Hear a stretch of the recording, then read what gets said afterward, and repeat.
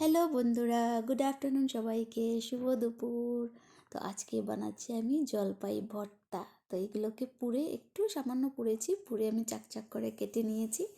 দেখতে পাচ্ছ শুকনো লঙ্কা পুড়ে নিয়েছি। ভর্তার মধ্যে যদি শুকনো লঙ্কা দিলে না তাহলে তো ভালোই লাগে না। তো এই দেখো লেবু পাতাও নিয়েছি। তো কার কার দেখে জিভে জল আসছে আমার মতো বলবে। আমার তো ভীষণ ভালো লাগে এই জলপাই ভর্তা খেতে। তো তাই আজকে ভাবলাম তোমাদের সাথে শেয়ার করছি।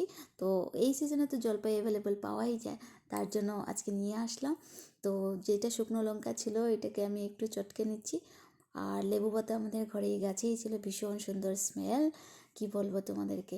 তো এখানে আমি সাদা লবণ যেটা এটা আমি দিচ্ছি না, শুধু আমি বিট নুনটা ইউজ করছি। স্মেলটাও ভালো আসে, খেতেও ভীষণ টেস্টি লাগে। লেবু পাতা যেগুলো ছিল ওইগুলোকে আমি ছিঁড়ে ছিঁড়ে নিয়ে নিচ্ছি। আর ভর্তা মাখবো আর চিনি আর কাঁচা তেল দেবো না, সেটা কি করে হয় বলো? এই ভর্তা, যে কোনো ভর্তাতে তো কাঁচা তেল দিলে আর চিনি দিলে স্বাদটা খুব দারুণ হয়। তো সামান্য আমি চিনি দিয়ে দিয়েছি, নাহলে বেশি দিলে মিষ্টি হয়ে যাবে। আর এখানে আমি এখন একটু কাঁচা সর্ষের তেল দেবো। তো অনেকে কাসুন্দিও দিতে পারে, তো আমার কাছে ছিল না তাই দিতে পারলাম না। কাসুন্দি থাকলে দিতে পারতাম।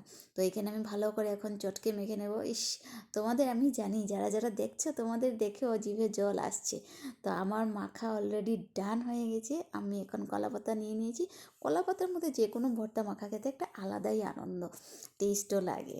তো এইখানে আমি এই দেখো সবার জন্য বেড়ে নিচ্ছি। তো তোমাদের কার কার ভালো লাগলো জলপাই ভর্তাটা দেখে, আর কার কার খেতে ইচ্ছে করছে কমেন্টটা কিন্তু অবশ্যই জানাবে। চলো টাটা বন্ধুরা।